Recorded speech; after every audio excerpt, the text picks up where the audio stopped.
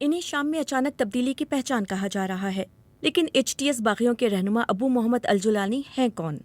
1982 میں سعودی عرب میں شامی والدین کے ہاں پیدا ہوئے، دمشق میں پلے بڑھے اور ان کا نام پیدائش کے وقت احمد الشرع رکھا گیا۔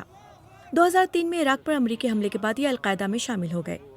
2011 میں نام نہاد دولت اسلامیہ کے رہنما ابو بکر البغدادی نے انہیں شام بھیجا تاکہ النصرت فرنٹ کی بنیاد رکھیں۔ یہ تنظیم خانہ جنگی کا اہم حصہ بنی، لیکن انہوں نے ISIS اور القاعدہ کے ساتھ اپنے تعلق کو چھپا کے رکھا۔